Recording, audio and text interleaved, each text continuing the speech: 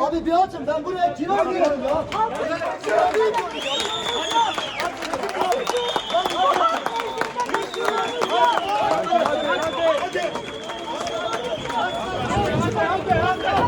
Hadi açın.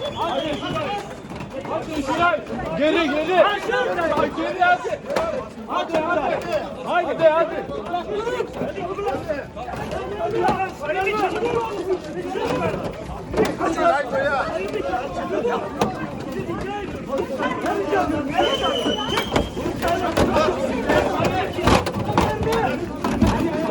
Açın burayı, bakın açın burayı.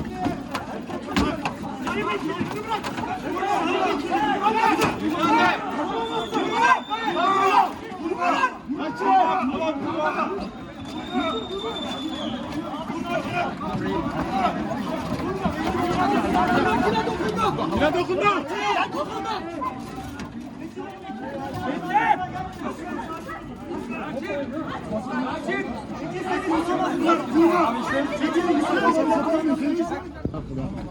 Altı buçuk milyon oy almış bir partiye yapılanı bütün dünya seyretsin.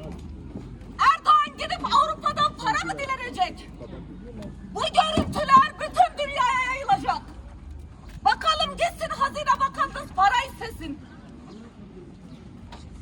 Demokrasi adına milletvekillerine ve seçilmişlere kalkan. Bunu bütün dünya tarihine böyle gireceksiniz.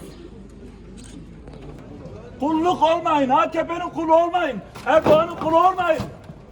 Kolluk olun. İnsanların can ve mal gönlünü koruyun. Bizim can ve mal gönlümüzü korumakla mükellefsiniz. Ama bize saldırıyorsunuz. Halka saldırıyorsunuz. Bu suçtur. Bu ahlaksızlıktır. Açın kalkanları. Gideceğiz. Bir olay çıkarsa da sorumlusu bugünkü Hakkari'nin kolluk güçleridir. Bu fotoğraftır.